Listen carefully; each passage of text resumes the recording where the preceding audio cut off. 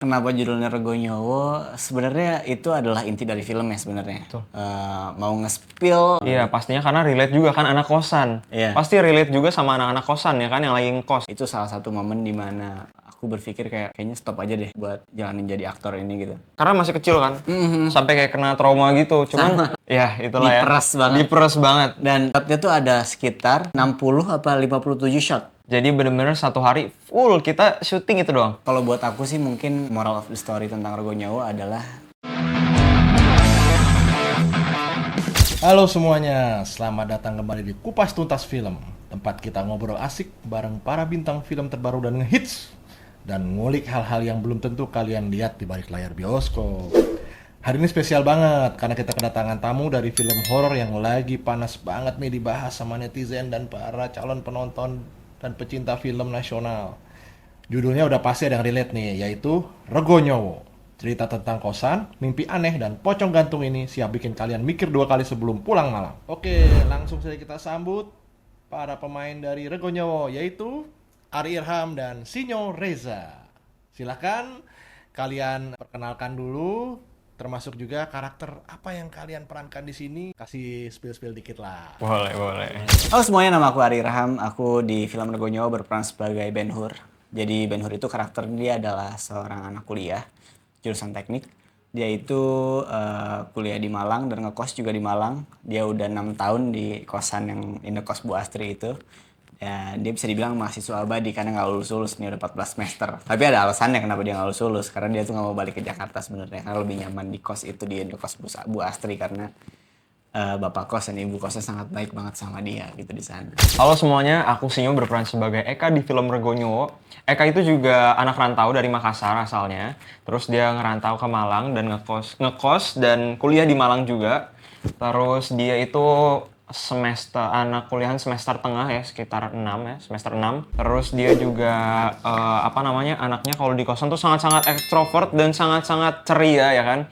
Setiap ada anak baru di kos pun dia yang paling menyambut, apalagi kalau cewek gitu. Oke, Rego Nyowo tuh kalau dalam bahasa Jawa kan artinya harga nyawa ya. Coba dari masing-masing kalian menjelaskan lagi sih konteksnya itu dan judul film ini sendiri. Oke. Kenapa judulnya Rego Nyowo? Sebenarnya itu adalah inti dari film ya sebenarnya. Mau nge-spill sedikit juga takutnya nanti malah bocor semuanya gitu. Pokoknya yang aku bisa bilang satu kata itu adalah rawon. Ya. Itu rawon aja. Itu nggak nge-spill tapi itu bikin penasaran rawon. Itu ada hubungannya dengan Rego Nyowo. Kalau dari aku pengorbanan. Nge-spill gak? Enggak sih. Enggak. Iya, Aman-aman. dikit lah ya, aman Iya, ya. dikit lah aman. Pengorbanan kalau dari aku. Rego Nyowo harga nyawa, ya pengorbanan. Untuk Ari udah untuk film yang genrenya horor atau thrillernya udah keberapa berarti? Ini udah ketiga kalau nggak salah. Ada 4. Kalau Sinyo? Kalau kedua. Kedua ya. Kedua. Nah, Ya. buat kalian yang membedakan dengan thriller-thriller sebelumnya yang pernah jalanin apa nih supaya dikit lah. Pasti kan ada selling point-nya nih dari Rego Nyowo ini sendiri kan dibanding film-film yang udah pernah kalian jalanin nih, dari film thriller dan horor yang pernah kalian jalanin nih. Kalau buat aku sih mungkin tema dari Rego Nyowo lumayan menarik ya, karena ini belakangan ini jarang banget film horor tentang kos-kosan gitu ya. Dan akhirnya Hitmaker ngebikin Rego Nyowo yang tentang kos-kosan berhantu, kos-kosan berdarah gitu. Itu kan nama trendnya tuh. Kita kan kami ini kan bikin ini dari trend Klanara Studio yang kosan berdarah itu. Diganti nyawanya jadi Rego Nyowo.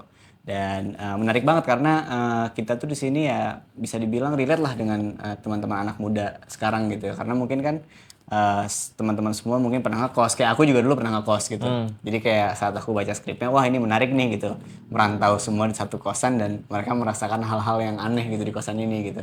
Dan sebenarnya nggak cuman hantunya aja yang bikin menarik dan bikin si USP-nya ada di film Rego Nyowo ini, yaitu drama keluarganya juga ada di film ini. Jadi kayak storytellingnya masih ada, nggak cuman yang jump scare gitu doang gitu.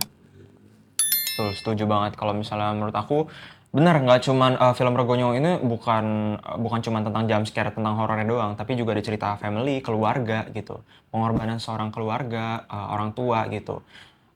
Dan juga nggak cuman keluarga, tapi juga ada pertemanan, terus juga ada Bhinneka Tunggal Ika. Karena di dalam satu kosan itu bukan cuman orang Malangnya doang, tapi juga ada aku yang rantau dari Makassar, dari Medan, dari mana tuh, dari Sunda, Bali, Bandung gitu. Dan Jawa pun bukan cuman Jawa Malang doang, ada juga Jawa Solo, Jogja gitu. Iya. Bermacam-macam banget di satu kosan itu. Dan aksennya pun kami semuanya pakai itu.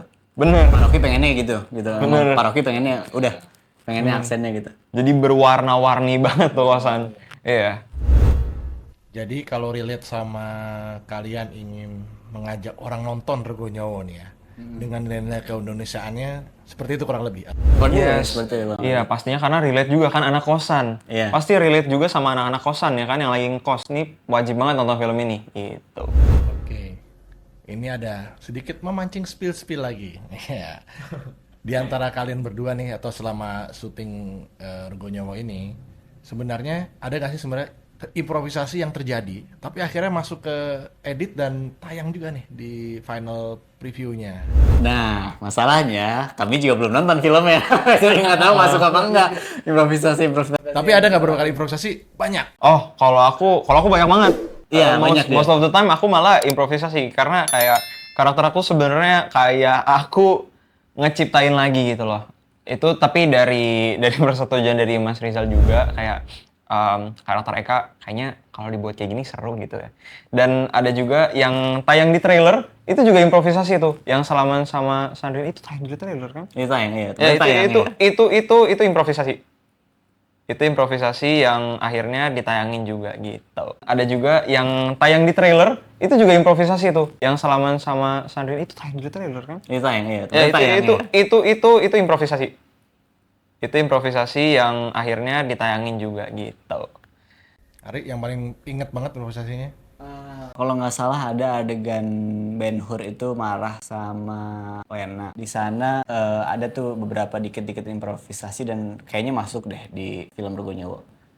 Kayaknya masuk. Cuma itu adegannya emang adegan yang penting, jadi aku nggak bisa nge-spill gitu. Iya. Ya. Marahnya berlebihan atau marah nggak sesuai dengan porsi atau dengan... Ada tambahan-tambahan kata aja. Oh, kata-kata yang ini ya. Kata-kata yang lebih menyesuaikan gitu. Kalau di TV nggak bisa tayang kayaknya. Bisa. Nggak ada kata kasar, nggak ada. Nah, kalian kan boleh dibilang jenjang karir debutnya tuh dua-duanya nih di usia yang cukup muda ya. Teenage lah gitu ya. Nah, menurut kalian nih masing-masing nanti ya tolong jawab gantiannya. Pengalaman baik dan buruk yang justru bisa kasih pelajaran dalam perjalanan karir selama ini, baik Ari sama Sinyo, boleh diceritain nggak? Nggak cuman yang good ya, badnya juga. Jadi tapi buat jadi evaluasi, buat jadi pelajaran ke depannya gitu. Badnya banyak lagi. Badnya banyak sih sebenarnya. Badnya banyak gitu. Kayak contohnya misalnya dulu pertama kali masuk sinetron kan. Itu kan awalnya casting dulu kan. Casting di salah satu PH di Jakarta lah gitu ya. Itu sama sekali nggak kepikiran tuh diterima, sama sekali nggak ekspektasi buat keterima juga sebenarnya. Tiba-tiba keterima. Ya udah akhirnya keterima, akhirnya syuting langsung. Dan setelah ngalamin syuting pertama kali itu lumayan cukup pressure banget tuh karena nggak tahu banget tentang teknisnya kayak apa, kayak misalkan blocking, terus kayak ekspresi, ngafalin dialog itu masih belum terlalu paham tentang itu gitu. Dan akhirnya setelah masuk di day one day itu lumayan cukup stres dan juga lumayan cukup berat buat aku, sampai ingin nyerah gitu, sampai kayaknya udahan aja deh, bisa nggak sih? Tapi saat itu kan nggak bisa karena udah kontrak apa segala macam, jadi kayak ya udah harus jalanin aja dulu gitu.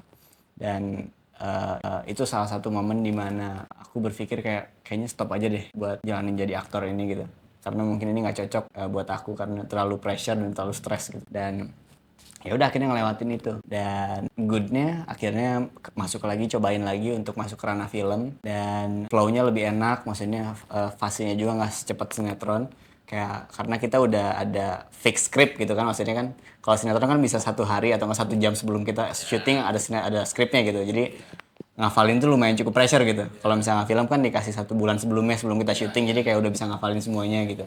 Dan setelah masuk prosesnya belajar akhirnya suka sama film gitu. Dan akhirnya ya udah lanjut sampai sekarang gitu. Berarti jatuhnya justru bad moment di sinetron itu yang ngebangun akhirnya di film itu jadi lebih good moment. Good moment ya. Benar. Karena waktu saat sinetron bukannya bilang sinetron bad gitu ya, bukan nggak gitu, maksudnya nggak gitu. Tapi bisa dibilang fasenya aja yang beda gitu, cepat banget, dan untuk newbie yang seperti aku saat itu sangat-sangat stressful gitu. Setuju. Tapi sekarang nggak lah ibaratnya dengan... Insya Allah. Meskipun industri udah berubah ya. Iya, ya udah berubah. Bukan maksudnya lagi sinetron, tapi mungkin original series. Oh iya iya iya iya. Nah, kalau Sinyo sendiri?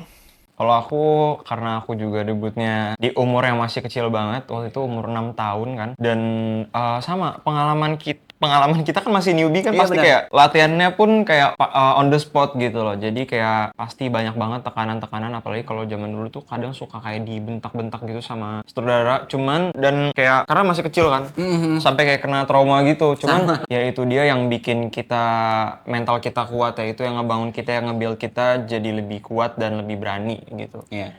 Ya, jadi sampai sekarang juga lah. Jadi enjoy sama karir. Ya, itu salah satu proses yang up and downs lah ya. Benar, benar, benar. Masih berkaitan dengan personal perjalanan karir kalian, dari berapa project yang kalian jalankan ya? Pasti ada yang merasa ada yang berhasil, ada yang kurang lah. Kurang gitu ya. Nah, kira-kira apa yang membuat jadi self improvement lagi? Jadi agak relate sama pertanyaan sebelumnya nih. Nonton terus evaluasi diri sendiri sih. Kayak evaluasi kenapa ya? Maksudnya kenapa gue ngelakuin ini ya? Saatnya harusnya kayak gue bisa lebih dari ini deh gitu. Lebih evaluasi ke situ sih. Sama ada juga kan kayak misalkan support system terdekat gitu yang ngasih tahu kalau misalkan ya kayaknya kamu tuh ini gini gini gini aja, diterima aja yang baiknya gitu, didengar evaluasi gitu. Dan introspeksi diri juga gitu. Betul, setuju. Kalau aku support system, mama pasti aku tiap ada project pasti aku evaluasi dan nonton filmnya. Terus mama juga pasti ngasih masukan gitu kan. Iya. Ya, pasti sih mama kasih masukan untuk aku gitu. Oke, sekarang kita balik lagi ke film ya. Di antara kalian, adegan apa sih yang paling secara personal buat kalian saat nguras energi? Bon pisang sih kalau buat aku. Kalau aku garasi sih. Oh itu gila juga sih. Iya, itu gila garasi. juga Itu sih. Ya. capek. Ya. Iya. Karena kita kayak bener-bener, ya itulah ya. Diperas banget. Diperas banget. Dan apa namanya shotnya tuh ada sekitar 60 apa 57 shot itu di garasi. Jadi bener-bener satu hari full kita syuting itu doang. Iya. Bahkan besoknya masih ada utang. Ya, makanya, kan? iya benar. Iya. Itu kita 57 shot atau 60 shot gitu untuk scene itu doang. Itu lumayan menguras juga tuh. Di garasi guys ya. Makanya nonton tanggal 31 guys. Di garasi ada apa? Nonton. Nonton. Iya. Iya. Itu dia. Karakternya kan banyak juga nih. Benar. Jatuhnya sebenarnya ya mungkin di trailer ada pemeran-pemeran nih, tapi sebenarnya kalau dalam cerita pasti berjalannya semuanya punya porsi yang hampir sama gitu ya. Gimana langsung membangun chemistry mungkin dengan waktu yang sempit mulai dari reading ya sampai ke scene itu supaya dapat nih semua karakternya dan chemistry-nya klop lah buat penonton untuk nonton filmnya ini gitu.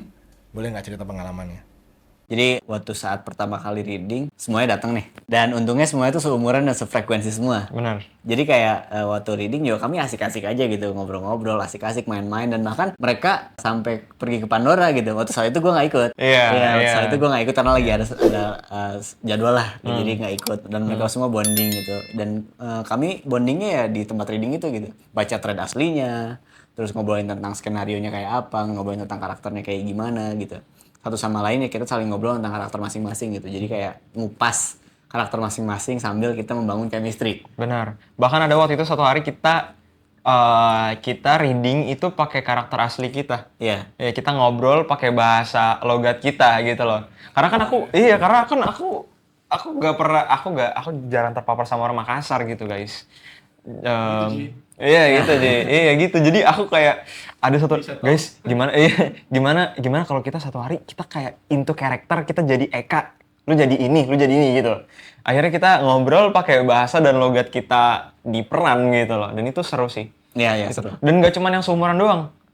Ibu kos sama bapak kosnya Iya. juga bener-bener ini banget, menyatu banget gitu. Iya, Kang Erwin sama Ibu Diah tuh. Bener-bener welcome banget, mereka juga kayak masuk banget ngobrol sama Baik kita. banget ya. Bener. Mereka baik banget. Iya, baik banget. Untuk film lagi Rego Nyawa, apa sih yang ingin kalian sampaikan nih ke calon penontonnya nih? Kalau buat aku sih mungkin moral of the story tentang Rego Nyawa adalah jangan terlalu percaya sama orang. Meskipun lo udah kenal sedalam apapun itu orang seperti apa. Dan orang itu lebih menakutkan dibandingkan yang begitu. Iya, bener banget. Iya, bener lagi. Iya, Iya. bener. Bener. Bener. Setuju banget. Kalau dari aku, kayak yang tadi dibilang juga, cerita Rego Nyowo ini bukan cuma soal hantu jump scare pocong doang, tapi juga mengangkat cerita tentang keluarga, pertemanan gitu loh. Dan juga tentang kosan yang pastinya relate sama anak-anak kosan dimanapun gitu. Dan maksudnya film Rego Nyowo juga aku yakin 100% ini bisa menghibur teman-teman yang nonton saat ke bioskop. Bakal jadi pengalaman sinematik yang seru gitu. Yes, bener. Apalagi kalau nontonnya bareng teman-teman kosan. Nah, Asik banget tuh pasti. gitu. Ya, teman-teman seperjuangan.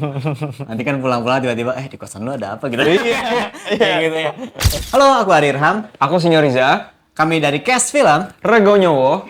Pengen ngingetin nih, jangan lupa buat saksikan film Rego Nyowo tayang mulai tanggal 31 Juli hanya di... bioskop kesayangan Anda. Dan jangan lupa juga buat saksikan Kupas Tuntas Film podcast hanya di YouTube. YouTube.